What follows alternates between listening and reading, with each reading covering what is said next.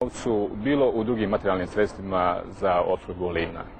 Veseli me, za naše izbjeglice prije 3 dana je trebao jedan lijek i faksirali smo iz Livanjske zajednice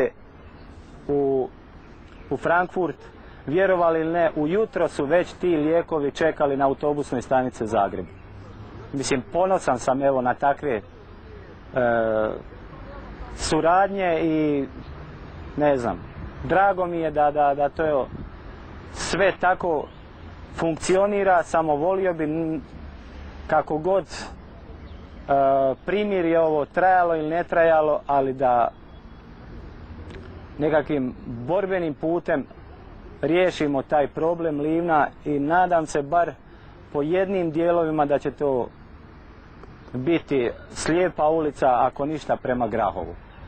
Meni kao predsjedniku tog našeg kluba u Zagrebu je u ovom momentu dosta teško govoriti, jer eto Kupres, moj zavičaj, tamo mjesto gdje sam rođen, u ovom momentu nije ničiji, on je jedan vojni poligon, jedan grad granata gdje nikome nije sigurno. Kupres je već jednom bio iseljen 1943. godine pod istom silom od istih ljudi kao i sad. I uz sve neprilike i sve ono što je prošao tokom Drugog svjetskog rata, ponovo se vratio na svoje ognjišta, ponovo je ostao tamo i ja gajim vjeru i nadu i želio bi vratiti ljudima povjerenje i vjeru u to da će ne tako, da će u kratkom vremenu ponovo biti tamo. Ja sam neki dan na jednom sastanku čuo od gospodina Šeksa, koji je rekao da su Hercegovci prvi prihvatili rat, održali rat i još uvijek vode rat u Hrvatskoj. Prema tome, njihov odaziv za Hercegovinu je sasvim normalna pojava, oni su se samo premjestili.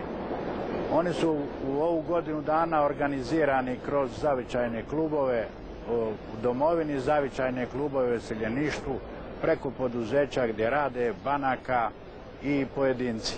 A sada su organizirani i preko Herceg Bosne i preko Hrvatske hercegovačke zajednice Herceg Stjepan. Odaziv je vrlo velik. Mi smo za nepunih 7 dana skupili skoro $1 milion. A kakav je odaziv Hercegovaca u svezi odlaska na bojište? Pa u svezi odlaska na bojište prvo treba zahvaliti Vladi Republike Hrvatske i Hrvatskom vrhovništvu koji nisu Hercegovcima zabranili da idu, nego su jednostavno rekli svi koji žele, ne smije im se smetati, a to što ovi optužuju i govore, mislim da ne treba uopće voditi računa šta suprotna strana govori, jer to što oni izmisle, to ni Bog otac odgovora naći ne može. Mi jesmo išli sami i trebali smo mi ići i sa našim vrhovništvom da organiziramo odbranu rodne grude, jer praktično to je Hrvatska i to najjača Hrvatska. Neka ovi drugi Hrvati ne zamjere, jer to je Hrvatska sa velikim srcem.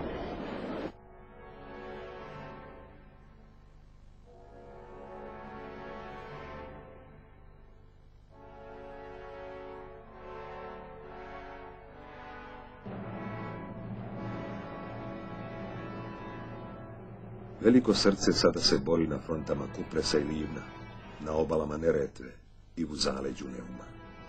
Hercegovačka mladost živi životom ratnika i umire tiho poput bezimenih heroja, šireći prostor slobode u svojim spaljenim gradovima za one koji će im, kad dođe vrijeme mira, staviti kamen na grobno uzglavlje.